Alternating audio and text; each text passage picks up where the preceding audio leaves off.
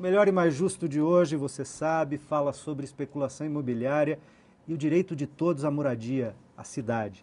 A terra urbana, consolidada com investimentos públicos e privados, está se transformando em um bem de luxo. A gente ouviu e discutiu um pouco isso aqui no primeiro bloco. Enquanto isso, cresce o cinturão de pobreza na periferia das grandes cidades e das regiões metropolitanas.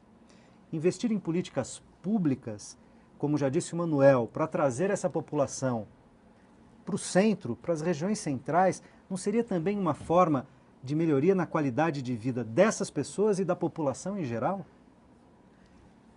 Eu sei que a gente tocou nisso, mas eu queria que a gente entrasse. O Manuel foi o primeiro a tocar nisso mais especificamente no primeiro bloco. Manuel, você já queria falar no final do primeiro? Começa aí. Eu estava querendo entrar ali no gancho do Nakano sobre a disputa pelo centro, né? Que inclusive agora, depois de muita luta dos movimentos, né? Hoje se admite que você fazer moradia no centro é mais barato do que fazer na periferia, porque ela tem impactos ambientais também. Na medida que você expande a cidade, você tem impacto ambiental em mudanças climáticas e tal. Então você aproveitando, otimizando, utilizando a estrutura da cidade urbanizada, é mais barato. O serviço já está lá, né? E a qualidade de vida e tem impactos ambientais e nas mudanças climáticas. Então é muito importante essa luta pela moradia na cidade consolidada. Nós temos um exemplo lá no centro, que nós iniciamos uma negociação com o Prestes Maia, o prédio famoso, já... o edifício Prestes Maia. Esse edifício ele estava abandonado há mais de 70 anos, 17 anos, e o proprietário não paga imposto há 26 anos, desde que ele comprou a massa falida ele não paga imposto, IPTU, ele não paga IPTU. E quando nós começamos a negociar... Você sabe, Manuel, qual o tamanho dessa dívida? 5 milhões e 800, me parece que está nesse pé patamar, agora. Nessa ordem de grandeza. Então, quando nós começamos a negociar, o prédio estava avaliado em mais ou menos em 7 milhões. Ele queria 2 milhões e os 5 milhões lá do IPTU. Agora, atualmente, que você vê, ele não pagou IPTU ainda, o prédio continua ocupado, né, porque não teve uma solução, e agora ele quer 16 milhões. Então, você vê a questão da especulação, como é que é? Quer dizer, ele está ganhando dinheiro, ele está se apropriando de recursos públicos sem colocar um tostão e sem a propriedade dele exercer a função social que a legislação determina. Nesse sentido, que nós estimulamos os movimentos, por exemplo, eu como advogado, eu falo ocupem, porque é legal, você está travando uma luta legal. Ocupe esses imóveis que não têm função social, que estão fechados, porque é uma luta legal. Estão abandonados, né? Eles estão abandonados. Não estão apenas exatamente. fechados, eles estão abandonados. Então, E eu tenho certeza que o projeto Nova Luz, que é um projeto do poder público, impulsionou essa especulação em torno dos prédios, né? Gerou valorização na área. Gerou valorização especulativa. Tem vários casos lá no centro de São Paulo, assim, que gerou essa especulação. O movimento fez ação, foi retirado a força, né, do local e a iniciativa privada retomou o projeto e deve ter ganhado muito dinheiro com isso daí. Eu estou trazendo aqui a tese da FLM, só que nós aqui falamos com os dados do censo da década de 90. Então, para ter uma noção, na década de 90, houve uma saída de população do centro de São Paulo. Nessa época, os movimentos começaram a lutar e fazer ocupação. Houve uma época que tinha 22 ocupações de prédios abandonados no centro. Já o censo de 2000, aumentou a população no centro. O que revela... De 2010, não? De 2010, exatamente. O que revela que a luta social, a luta dos movimentos, ela é essencial para promover a inserção social das pessoas sem teto na cidade, né? Então, muito importante, queria ressaltar isso, né, da luta social, da luta dos movimentos organizados pelo direito à cidade, né? Isso já tem feito uma mudança nos últimos anos, né? Muito bem. Eu queria, aproveitando isso que você está dizendo, mas dizer o seguinte, eu tinha começado fazendo uma pergunta, queria ouvir a Anaí sobre isso e depois todos vocês. O seguinte, eu estava dizendo, trazer essas populações periféricas que foram, de certa maneira, expulsas das regiões mais centrais pelo tipo de ocupação, né, pelo tipo de desenvolvimento da cidade, não só de agora, mas de muito tempo, trazer de novo, aumentar a diversidade do convívio social, não é uma forma de diminuir tensões, de melhorar a qualidade de vida, quer dizer, quanto mais a gente isola populações ditas mais ricas, e aí não estou nem falando da especulação, estou falando dos bairros de classe A, os bairros de classe B, os bairros de... Quanto mais a gente gera essas segregações, esses verdadeiros apartheids sociais, a gente não gera uma sociedade pouco solidária, arrivista e tensionada, a gente não aumenta a violência? Não seria trabalhar a diversidade, botar essas pessoas juntas, criar zonas de convívio, não seria uma política pública fundamental para o desenvolvimento da democracia, inclusive? Anaí, só para a gente não ficar só nós dois aqui. Sim, eu não tenho nenhuma dúvida disso, né? Acho que o centro, eu acho que é um lugar que justamente a riqueza, ele é um...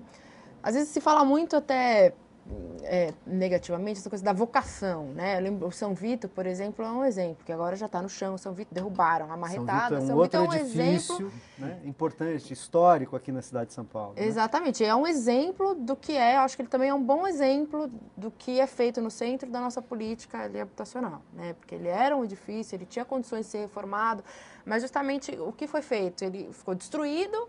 E aí, a hora que já está destruído, fala, olha, gente, mas está destruído, então vamos derrubar e fazer outra coisa. Você fala, bom, mas né, por que ele não foi conservado? Por que ele não foi... Aí se diz, o centro ali não tem vocação para ter moradia. Como assim não tem vocação, né, para ter moradia? É uma ZEIS, inclusive o São Vito era uma ZEIS. As grandes cidades do mundo, Nakano, não tem moradias no centro? Exatamente. Nova York, Tóquio, Barcelona, Londres, Paris. Toda. E, aliás, tem política pública de estímulo à moradia de interesse social, inclusive com aluguel social, nos centros, nas áreas mais valorizadas da cidade. Se obriga a que o empreendedor privado destine uma cota, né, daquele empreendimento para a moradia de interesse social, inclusive para aluguel subsidiado. No centro de Paris, no centro de Manhattan, isso acontece. Isso não quer dizer que pode haver, portanto, um acordo, uma negociação relativamente boa para os dois lados, no sentido do investimento empresarial, que quer lucro, que, enfim, mas ao mesmo tempo que responda a uma função social, não apenas da moradia, mas também dos seus investimentos em outras áreas. Tem áreas, por exemplo, de especulação, de financeiras, aquelas áreas de concentração de bancos, por exemplo, aqui em São Paulo mesmo, mas você tem isso em Nova York, etc.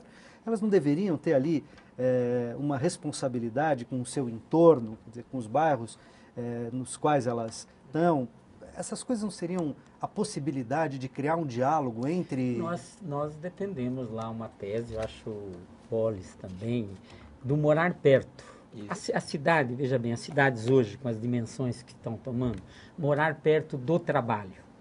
Porque, veja bem, se o gari que limpa a rua, se ele mora, ele conhece a rua, ele sabe tudo da rua, se o professor, o médico... Então, você teria que ter uma cidade com a ideia assim, do morar perto, ou seja, você mora e trabalha perto. Porque aí você economizaria enormes fortunas em transporte, isso, né? E você ficar também transportando gente 2 horas para lá e para cá. Facilita a integração social. Veja bem, você tem as diversas camadas de trabalhador junto, você tornaria uma cidade com uma qualidade de vida melhor, mais humana, vamos dizer assim. Seria, eu plural, acho que né?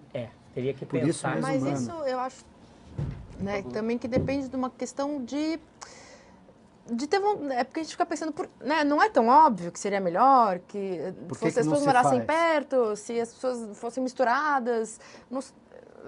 É muito difícil alguém que fale, não acontece. seria melhor. Alguém que fale, não, acho que isso não é bom, acho que é bom ficar cada um no seu canto, vai pra lá. Difícil alguém que fale isso. Né? Mas então, por que é que não acontece? Né? Não há de ser tão difícil. Eu acho que a legislação avançou muito nesse sentido, mas então você tem institutos, por exemplo, a questão mesmo do Estatuto da Cidade, que você estabelece a possibilidade, por exemplo, do IPTU progressivo, da possibilidade de obrigar a pessoa, que não são usados, né? E não são usados por quê? Uma questão aí, acho que também de vontade de quem, de fazer, vontade política mesmo dos governos. Porque você pega, eu gosto do São Vito, ele é um exemplo para mim, porque a gente atuou nesse processo, a Defensoria Pública fez ali a defesa, a gente tinha uma ação contra a demolição do São Vito, e você via os argumentos da prefeitura, né, ali do outro lado do processo, que eu acho que são muito simbólicos. Né? Então, chega a ponto, eu não lembro exatamente ipsis literis o que dizia, mas era no sentido um pouco assim, se a gente construir o São Vito, se a gente revitalizar o São Vito para moradia, vai ficar muito bom. Vai ficar muito bom e, assim, e a população de baixa renda vai morar num prédio muito bom. No limite, era isso o argumento. Roberto, né? como é que você... Não, eu tô aqui um pouco borbulhando. Então borbulha para fora aqui. Quando ela começou a falar do São Vito, sobre a questão do aluguel social e tal, onde estão essas pessoas agora? Entende? Como que está a situação dessas pessoas? Então, é uma das coisas que eu fico questionando. Por quê? E isso no centro da cidade, aluguel social, pouquíssimas pessoas continuaram morando na região central, elas foram para a periferia, foram para lugares longe ou para outras cidades, porque o que eu percebo em São Paulo é que nem na periferia de São Paulo essas pessoas estão conseguindo morar. Elas estão indo para outras cidades cada vez mais distante de trabalho, levando 2 horas e meia, como você estava falando. É uma luta que é impressionante e em relação a não é tão fácil resolver esse problema, não. Não acho que seja... Acho que se fosse fácil, sim, ele já teria resolvido. Né? Ele é secular. Porque o que acontece? Exemplo. Esses grupos, as pessoas que têm esse controle, até mesmo os políticos, o interesse deles é muito maior. Por quê? Porque população morando bem no centro de São Paulo pode ser legal, pode ser bacana, mas às vezes não dá retorno num financiamento de campanha, não dá um retorno em voto especificamente, que é para os políticos de uma maneira geral, e financeiramente para esses grupos. Por quê? Como o Manuel falou, o prédio valia 7 milhões, 2 milhões para ele estava tranquilo e tal, essa especulação fez isso virar a 16 milhões. Então é muito mais interessante você continuar sem pagar e esperar aquilo ali, porque para você ter áreas mais valorizadas, empreendimentos de luxo e etc. Exato, e uma das coisas que eu vejo que essa especulação ela está preocupada, eles não querem perder nada. Na negociação, todo mundo perde um pouco. Então você tem que abrir mão de alguma coisa. E nessa negociação entre grupos especulativos e movimentos sociais, população no geral, se você não tiver ali, não abrir mão de alguma coisa, não tem negociação. E eles não abrem mão. Eles não abrem mão de perda, por exemplo, pegar um aluguel social para poder colocar dentro de um prédio naquele momento e depois você ter o ressarcimento pelo valor tal. Eles não querem isso. Por quê? Porque não é interessante. E nem politicamente, porque futuramente parte desse dinheiro provavelmente vai participar no financiamento de algumas campanhas. A gente tem alguma visão sobre isso, né? Por exemplo, por que o gari que limpa o centro mora em Parelheiros, ou a mulher que trabalha no restaurante mora em Itapevi, o outro mora... Porque isso é próprio da estrutura social nossa, ela é montada para isso, né? Não é uma coisa aleatória. É montada no seguinte sentido, porque esse gari que mora em Parelheiros, como é que ele vai se organizar, como é que ele vai estudar, entende? Ele fica com a vida destroçada e separada de todos os companheiros dele. Vocês aqui que são a televisão dos trabalhadores, né? Vamos ter que tratar disso daí. Nós falamos lá que um dos problemas da cidade é que o salário que a maioria dos trabalhadores ganham, ele não paga o valor da força de trabalho dele. Em não pagando o valor da força de trabalho dele, ele vai ter a carência habitacional, alimentícia, de estudar, de saúde e assim por todas diante, as né? carências possíveis. como é que você... Quer dizer, é uma luta isso que a gente está falando. Morar perto é uma luta. Você vai ter que organizar a sociedade. Porque as forças econômicas, elas não vão querer. A todas as cidades no mundo é assim, né? E especialmente a cidade... Então, é uma luta. Quando a gente fala morar perto, é uma luta que os trabalhadores têm que travar para que se viabilize isso. Então, Agora, eu acho que é importante esse ponto que o Manuel levantou, porque numa cidade brasileira, você segregar os grupos pobres dos locais onde vivem os grupos ricos, isso forma preço da terra, isso forma preço do imóvel. Então, você ter uma favela do lado do seu condomínio fechado é um fator de desvalorização. Então, que nessa urbanização mercantilizada prevalece? Prevalece a segregação, porque quanto mais longe os pobres estiverem, mais valorizado vai estar o meu imóvel. Por isso que essa discussão sobre a convivência social, a mistura de grupos sociais no mesmo território, ela é fundamental, porque além de passar por essa discussão sobre a regulação do preço da terra, a gente tem que estabelecer outras formas de regulação do preço da terra que não é a do mercado, só tem que ter uma regulação pública, de políticas públicas. E se o mercado tiver alguma regulação, deveria ter um estoque, né? O mercado público. só poderia atuar num certo pedaço, Claro. Num certo pedaço ele não poderia Tinha que atuar. ter regras ali, né? Agora, eu acho que quando a gente entra nesse processo de autoconfinamento da vida urbana, os grupos mais ricos optam por viver em condomínios fechados, circular em cápsulas, né, de automóveis individuais, consumir em shopping centers fechados, trabalhar em centros empresariais vigilados. Essa é uma tendência mundial, né, de uma vida urbana autoconfinada, né? Isso é a erosão da ideia essencial de cidade, que a ideia essencial de cidade é o encontro em meio às diferenças, é o exercício político de você praticar diante das diferenças, diante de outros interesses e você exercitar negociação e pactos. Isso é política. Isso é fazer a polis, né, que Isso é a cidade. fazer a polis.